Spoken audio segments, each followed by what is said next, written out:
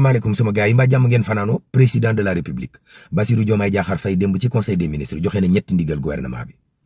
nañu gaaw càmbar mbiri université yi ubbi sànca ya fa nekk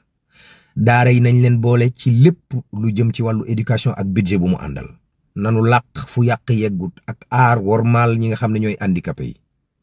ndigalam loolu nag daa mel ne recteur université Ziguinchor ba dégg ko ndax moom tëj na université Ziguinchor ba pare dissoudre mbooleem amical bu fa amoon wallaay ndeysaan Samuel Sarr ñaari taskatu xibaar bind ci moom kii dafa ni moom dafa jaaxle lool ca kasa ba mu ne keneen ki daal ne déedéet Samuel Sarr dafa zen talul dara lu dut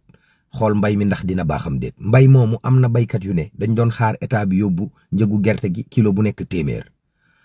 Moustapha Cissé Lo daal ne moom lii état bi def dinañ ko rëccu te dinañ ko gis waroon a bàyyi njëgu gerte gi ci 280 francs waaye waruñ ko woon yóbbu ci 305 francs journal Yoor moo bind ab xibaar di ñu xamal ne Farba Ngom ndakate ay junniy hectare ci suuf la am ci réew mi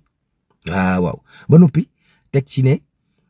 Almadi képp boo xaymaa lam fa am ci ay suuf boo ko xaymaa ci koppar war naa yegg ci 13 milliards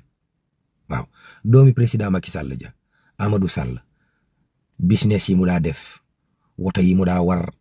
waykat yi mu daa àndal xale yi jigéen yi mu daa yóbbu Dubaay loolu yëpp daal def nañ ci ab jàngat conseil constitutionnel daal ne président Diomaye ne ko saay su la neexee assemblée nationale bi mën nañ koo tijji jàppalu bis waaw ndax confirmé nañ résultat yi élection législative yi presse bi ñoo dajaloo bind benn édito boobu mu ngi tudd ban bukki moo bëgg a lok wala mu lor média fii ci Sénégal Liverpool dóor na Mbappé 2-0 Mbappé loolu daa mun wax Aliou Cissé nee na Mauritanie contacté wuñ ko woon waaw ñu yendoog jàmm